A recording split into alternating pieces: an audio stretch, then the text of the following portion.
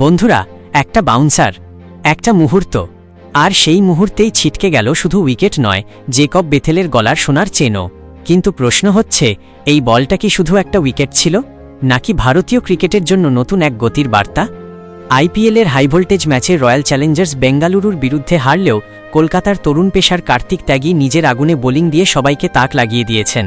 4 ওভারে মাত্র 32 রান দিয়ে তুলে নিয়েছেন 3টি গুরুত্বপূর্ণ উইকেট। তবে সবচেয়ে বেশি আলোচনা হচ্ছে বেথেলের সেই আউট নিয়ে।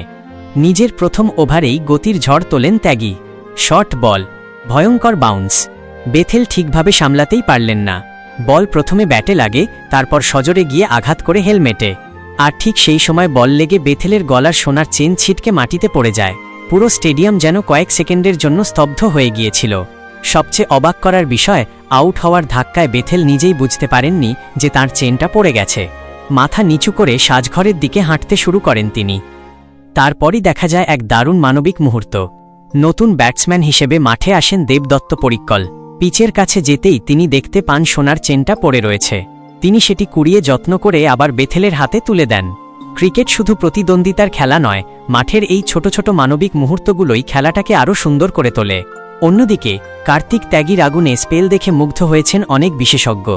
অনেকেই এখন দাবি তুলছেন, এই পেসারকে খুব দ্রুত ভারতীয় দলে সুযোগ দেওয়া উচিত। এমনকি কেকেআরের অধিনায়ক আজিঙ্ক্য রাহানে ও ম্যাচ শেষে ত্যাগীর প্রশংসায় পঞ্চমুখ। তিনি বলেন, কার্তিক প্রতি ম্যাচে উন্নতি করছে, ও জানে কোথায় বল করতে হবে, আর পরিকল্পনাগুলো দারুণভাবে কাজে লাগাচ্ছে। ওর ভবিষ্যৎ খুব উজ্জ্বল। কিন্তু এখন সবচেয়ে বড় প্রশ্ন হল, ভারত কি অবশেষে খুঁজে পেল তাদের পরবর্তী ভয়ঙ্কর ফাস্ট বোলারকে? কার্তিক ত্যাগী কি শুধু আইপিএলের তারকা হয়েই থাকবেন, নাকি খুব শীঘ্রই নীল জার্সিতে দেশের হয়ে গতির আগুন ছড়াবেন?